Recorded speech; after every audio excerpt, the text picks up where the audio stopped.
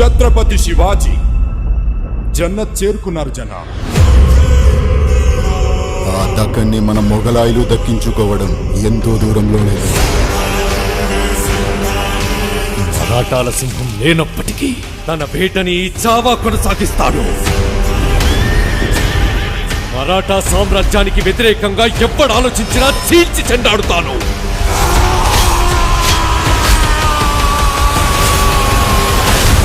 గర్జనకి లొంగకపోతే పంజావేటు తప్పదు. ఛత్రపతి సంభాజీ మహారాజ్ కి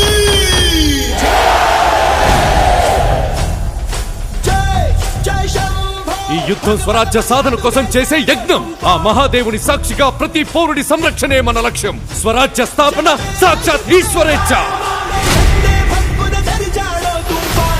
మేము ఔరంగజేబును కలవడానికి వెళ్తున్నాం. కళ్లల్లో కించిత్ చింత కూడా లేదు.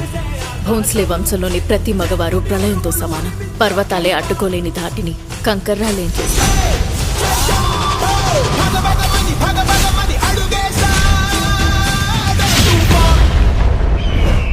చిన్న పెద్ద చూడకుండా అయిన వాళ్ళ శవాలని తొక్కుకుంటూ ఈ కిరీటాన్ని అందుకున్నాను.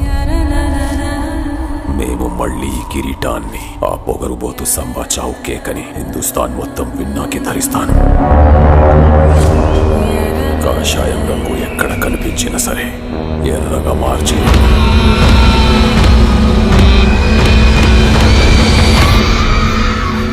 సమయం ఆసన్నమైంది. మెరుపు దాడి చేద్దాం. ఔరంగు నిరంకుశత్వాన్ని కాల్చి బూడిద చేద్దాం. ప్రత్యర్థులు ఎన్ని పండాగాలు పన్నినా సరే ప్రతి వ్యూహాన్ని ఛేదిద్దాం. ఛత్రపతి శివాజీ మహారాజ్ స్వప్నాన్ని సాకారం చేసి తీరుతాం. జై భవానీ. నమః పార్వతీ పతయే. హర హర మహాదేవ్.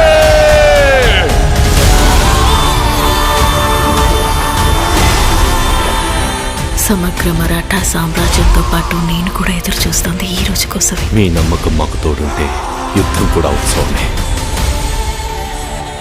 వీడిని ఎలా హింసించాలంటే చావు కూడా వీడిని జాలిపడి చంపాలి. ఆ చావు నా కాలిగట్టె కట్టి రుద్రతాండవం చేస్తాను. నా చావు ప్రతి మరాఠా ఇంట్లో ఒక శివాజీని ఒక సంభాజీని పుట్టిస్తుంది. కానీ నీ చావు మొఘల్ సామ్రాజ్య పతనానికి పునాది.